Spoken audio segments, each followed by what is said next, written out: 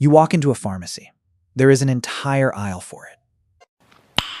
Nice. Pink boxes, green boxes, ultra-thin, overnight, scented and unscented. 100 quiet options stacked from floor to ceiling.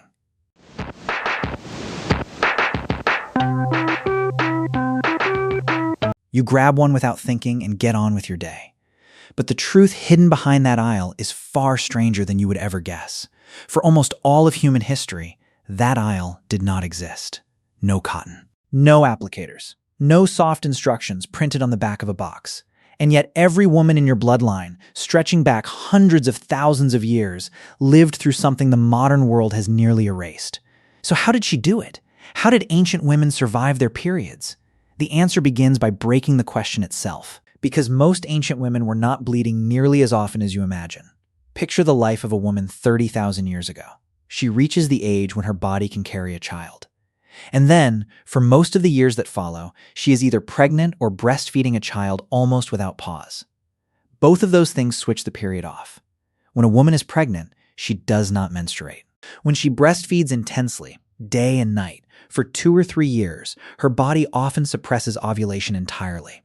Scientists call this lactational amenorrhea, a long pause in the cycle driven by constant nursing. Decode that term and it means something simple.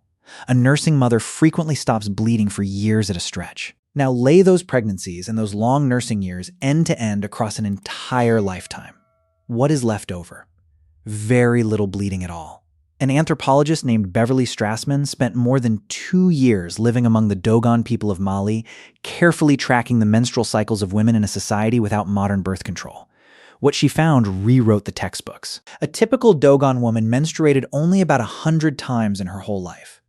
Compare that to a modern woman in a wealthy country who may bleed 350 to 400 times. Same body, same biology, a wildly different number. So the ancient woman you were picturing, doubled over and bleeding month after month with no supplies, mostly did not exist. Her body was busy doing something else.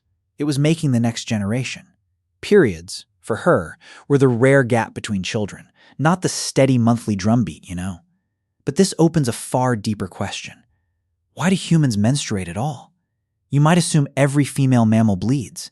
They do not. The overwhelming majority of mammals on Earth never menstruate. A dog does not. A cow does not. A blue whale does not. When pregnancy does not happen, their bodies quietly reabsorb the lining of the womb and waste almost nothing. Menstruation, actually shedding that lining and losing the blood, is astonishingly rare in nature. Only a handful of creatures do it.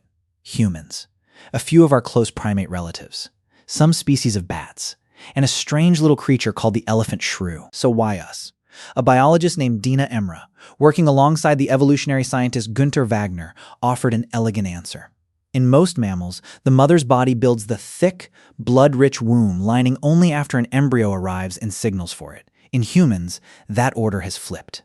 Your female ancestors began building that lining every single cycle, automatically, whether or not an embryo was ever coming. Scientists call this spontaneous decidualization, the womb preparing itself in advance, entirely on its own schedule. Why would the body do something that looks so wasteful? Because the human embryo is, in a quiet way, dangerous. It burrows deep into the wall of the womb and plugs directly into the mother's bloodstream, far more aggressively than almost any other animal's embryo does.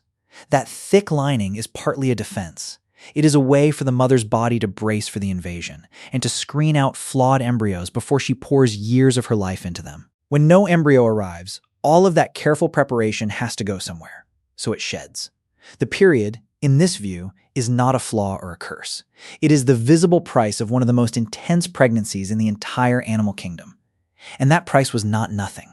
Every period spends iron, and iron was hard to come by in the ancient world. A woman who bled constantly would have bled away a resource her body could not easily replace.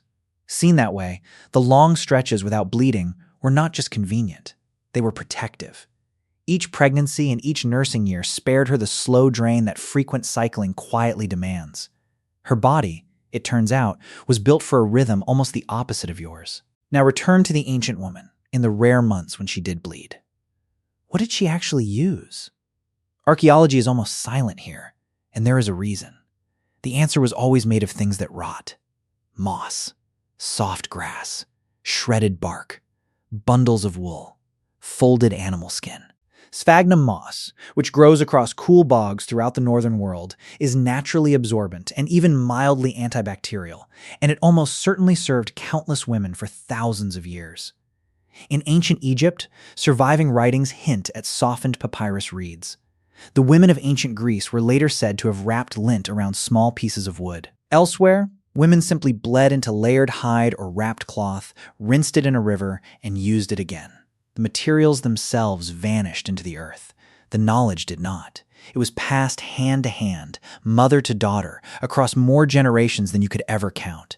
And here is something easy to forget. With so little blood to manage in the first place, the daily problem was far smaller than the one you imagine. There was no aisle to fill because there was rarely much to catch. But the deepest part of this story is not about materials at all. It is about what the bleeding meant. In many ancient and traditional societies, a woman on her period would withdraw to a separate space, what later observers named a menstrual hut.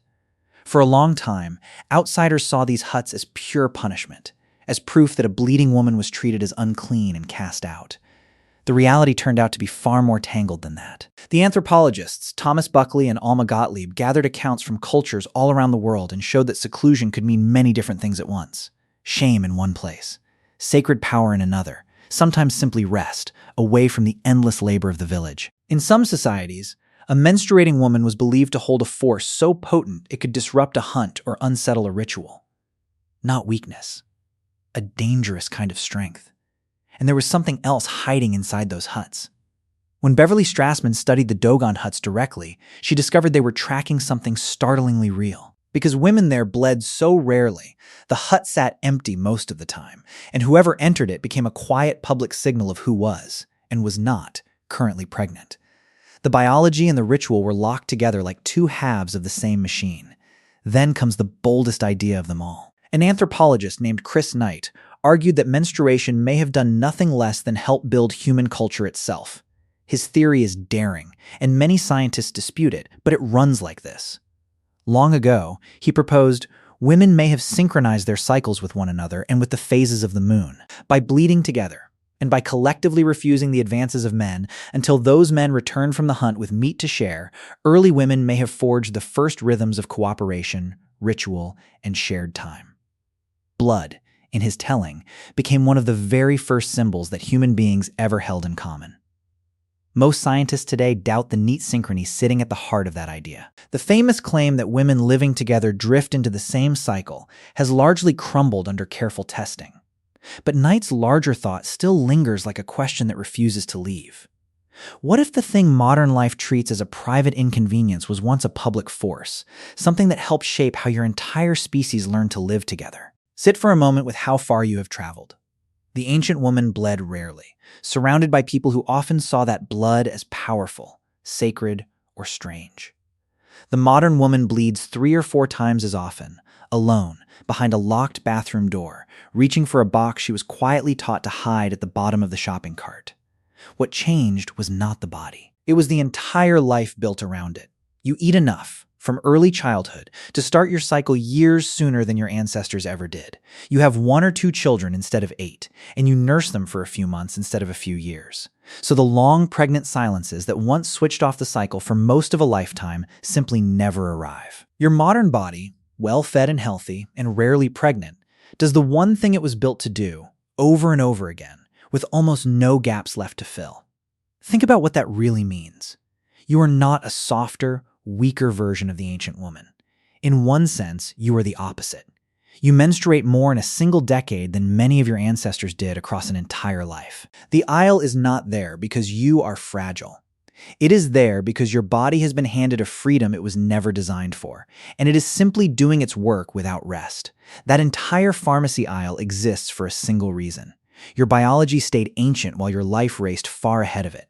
So when you stood in that aisle, you were not looking at a clever modern fix for an age-old burden. You were looking at the cost of a brand new kind of life, a life your ancestors would have found almost impossible to imagine. How did ancient women survive their periods? Mostly by rarely having them at all, and by living in a world that, for all of its hardship, never once asked them to hide. Subscribe to Ken's channel now to join us in unraveling more truths about this world. See you in the next video.